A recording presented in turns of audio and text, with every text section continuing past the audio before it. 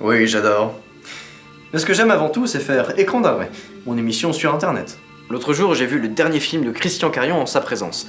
Et comme il était super fier d'avoir une musique d'Ennio Morricone, il nous a montré une vidéo qu'il avait faite de lui avec son iPhone, en format portrait.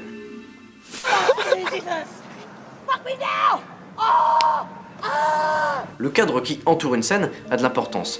On ne regarde pas pareil à travers le trou d'une serrure que dans un Oculus Rift. André Bazin a dit du cadre qu'il était comme un cache, comme une fenêtre. Il compose un tableau en prenant des morceaux du réel. Oui, mais des fenêtres, il en existe de toutes les formes, de tous les formats devrais-je dire, alors que la vidéo se contente de l'horizontale. Ne faudrait-il pas ouvrir notre cadre ?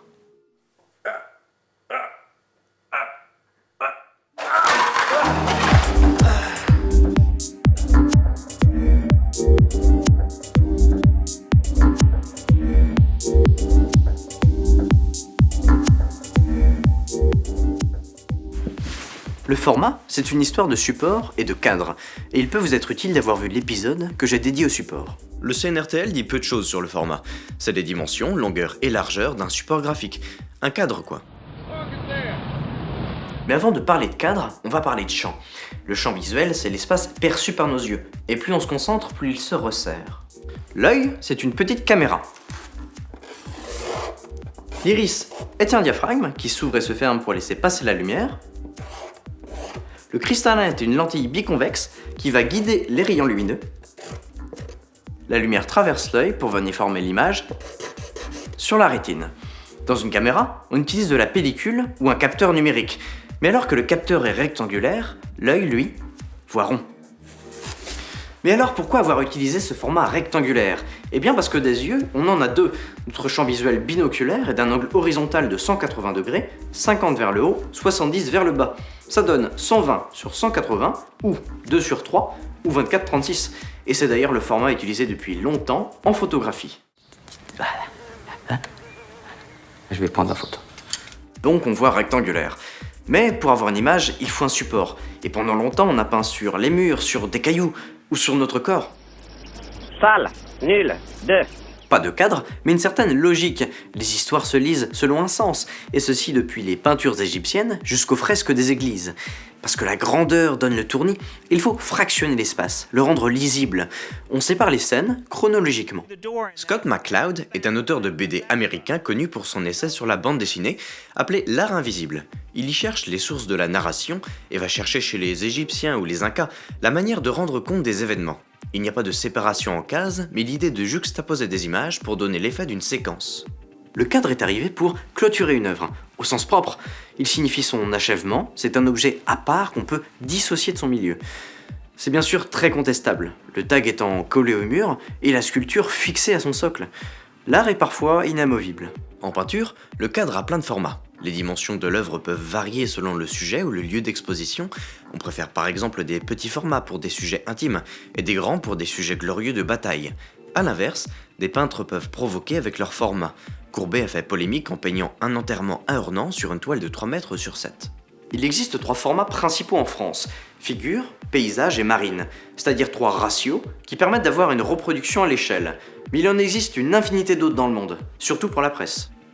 La bande dessinée, c'est le meilleur exemple de la liberté qu'on peut prendre avec le cadre. Les cases peuvent être rondes, carrées, triangulaires, elles peuvent opposer des personnages, donner un effet de symétrie, ou bien déformer l'espace. Le chapitre 6 de L'Art invisible s'appelle Montrer et raconter, et me fait grandement penser au montage en cinéma. Scott McCloud nous dit qu'en BD, les possibilités sont infinies, car tout est question d'images à mettre en relation. Avec telle taille, tel texte, à côté de telle image, l'image ne raconte pas la même chose. Disposer, c'est raconter. Et c'est encore plus vrai pour la photographie, qui est un art de récupération. Le réel existe devant moi, je le vois dans un cadre de 2 sur 3, et je veux capturer ce qu'il y a dedans. Je vais donc disposer les éléments dans le cadre, mettre hors champ, c'est-à-dire hors de ma vue, ce qui ne m'intéresse pas. Ça s'appelle composer le cadre, et c'est tout un art. La tradition veut qu'on divise le cadre en 2 lignes verticales et 2 lignes horizontales. Ça fait 4 points, où les lignes se croisent et qu'on appelle les points de force d'une image. On essaye le plus souvent de placer le sujet sur ces lignes et ces points de force. Ça donne du sens à l'image et ça dynamise le plan. Prenez par exemple cette apologie du royalisme. Les lignes de force sont utilisées pour concentrer l'attention sur Simba, et toute la dynamique du plan va vers le haut, à gauche. Au contraire, dans cette critique du communisme, notre regard est attiré vers le bas, à droite de l'écran, ce qui laisse une grande partie vide en haut à droite. On appelle ce vide dans le cadre l'air, et il faut faire attention à bien le doser. Dans les westerns, pour filmer un paysage, on fait souvent 1 tiers pour la terre, 2 tiers pour l'air. Mais quand on filme des personnages, il ne faut pas trop en mettre. Bonjour, je cherche une meuf sur Clermont-Ferrand. Je suis plutôt beau gosse, et je suis un grand fanat de voitures, de belles voitures. Mais toutes les règles sont faites pour être contournées, et des réalisateurs jouent avec le déséquilibre du cadre pour que le spectateur le remarque. D'aucuns diront que ce procédé est assez risqué, parce qu'il montre clairement la technique au spectateur pour jouer avec lui. Ça casse l'immersion, parce qu'on sait que le film est un film, mais ça peut avoir un pouvoir symbolique. Oui, mais si le photographe ou le chef opérateur a composé son plan avec une intention, il faut voir l'œuvre dans de bonnes conditions. Voir 2001 l'Odyssée de l'espace sur un iPhone, c'est comme manger de la soupe avec des baguettes. Pour cela, il faut connaître les ratios, parce que des formats, il y en a. Le cinéma a débuté avec le 4/3, c'est-à-dire 1,33. Puis la télévision est arrivée et les industriels ont inventé d'autres formats plus larges pour lui faire concurrence. D'abord le cinérama, filmé à l'aide de 3 caméras 4/3 et projeté sur un écran incurvé. Très cher et pas très pratique, il y a eu ensuite le VistaVision, moins large, le cinémascope, aujourd'hui adopté, le MGM65 ou le Super 70. C'est assez compliqué, et l'émission Filmmaker IQ explique ça très bien. Ce n'est que dans les années 90 que le 16/9 s'est imposé, comme un compromis entre le 4/3 et le format large. C'est aujourd'hui le plus répandu pour les téléphones, les ordinateurs, les télévisions, et la plupart des films sont tournés ainsi. Quand vous passez un film 4/3 sur un écran en 16/9, vous avez des barres sur les côtés. C'est ce qu'on appelle un pillar box. Alors que passer un film cinémascope donne des barres en bas et en haut, c'est un letterbox. Ça, c'est ce que vous faites normalement, si vous êtes arté et que vous respectez l'œuvre que vous diffusez. Alors que TF1 ou NT1 se dit que voir des barres noires, ça va choquer le spectateur. Con comme il est. Il y a du noir là. Mais il y a du noir. Qu'est-ce qu'il faut là? Les techniques sont alors de zoomer, de cropper, c'est-à-dire de couper l'image, ou alors d'anamorphoser, c'est-à-dire d'étirer pour déformer.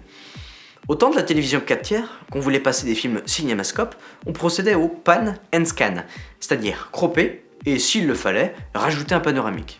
Aujourd'hui, on fait l'inverse, parce que la télévision est passée au 16/9, mais on veut quand même diffuser des programmes 4/3, donc on coupe en haut et en bas et on étire. Comme si Hercule Poirot n'était pas assez gros comme ça. Et là, vous vous dites, ah bah c'est pas grave. Ah non, c'est pas grave. Mais bon, c'est comme manger ses animaux de compagnie, c'est pas génial. Lorsque vous composez un plan, ou lorsque vous montez les plans entre eux, vous avez l'idée d'un rythme, d'un équilibre, d'une dynamique, auquel il faut faire honneur pour comprendre le film. Le dernier film de Wes Anderson, par exemple, The Grand Budapest Hotel, est réalisé en 4 formats différents, chacun correspondant à un récit enchâssé, qui a sa propre logique. Le tout est rendu sur une pellicule 16/9, car oui, il existe encore des films sur pellicule. En règle générale, le format 4/3 est plus classique, il est intimiste, bon pour les personnages, les scènes de vie, mais rend mal les combats ou les paysages. Le cinémascope a lui l'ambition d'être impressionnant, il couvre une large scène. J'aime beaucoup le cinémascope. Oh, ce n'est pas fait pour des hommes, c'est fait pour les serpents, pour les enterrements. Nous autres humains sommes debout, c'est ce qui nous a rendus intelligents, paraît-il. Mais dans un large cadre, on a l'air planté comme des piquets. Et c'est d'ailleurs ce qui incite les gens à tourner leur portable pour filmer en format portrait.